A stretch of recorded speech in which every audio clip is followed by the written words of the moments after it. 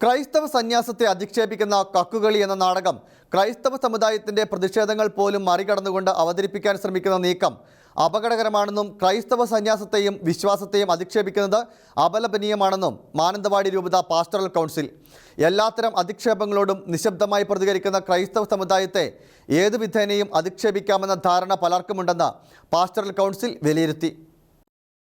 ക്രൈസ്തവ വിശ്വാസത്തെയും ക്രൈസ്തവ സന്യാസത്തെയും അധിക്ഷേപിക്കുന്ന പ്രവണതകൾ വർദ്ധിച്ചു വരികയാണെന്നും ഇത്തരം സംഘടിത നീക്കങ്ങൾക്കെതിരെ നടപടി സ്വീകരിക്കേണ്ടവർ കൈക്കൊള്ളുന്ന മൗനം അപലപനീയമാണെന്നും മാനന്തവാടി രൂപത പാസ്റ്ററൽ കൗൺസിൽ പ്രസ്താവിച്ചു. ക്രൈസ്തവ സന്യാസത്തെ അധിക്ഷേപിക്കുന്ന കക്കുകളി എന്ന നാടകം ക്രൈസ്തവ സമുദായത്തിന്റെ പ്രതിഷേധങ്ങൾ പോലും മറികടന്നുകൊണ്ട് അവതരിപ്പിക്കാൻ ശ്രമിക്കുന്ന നീക്കം അപകടകരമാണ്. ഒരു മതന്യൂനപക്ഷമായ ക്രൈസ്തവ സമുദായത്തിന് അഭിമാനബോധത്തോടെ നിലകൊള്ളാനുള്ള അവകാശത്തെയാണ് ഇത്തരം പ്രവർത്തനങ്ങൾ വെല്ലുവിളിക്കുന്നത്.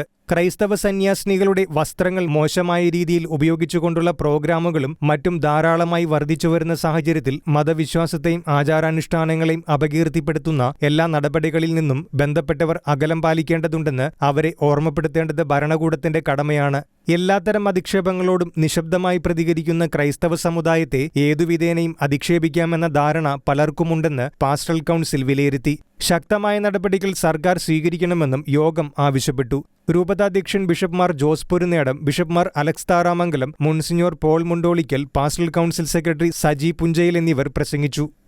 ഷിഗ്യാന ന്യൂസ്, വയനാട്.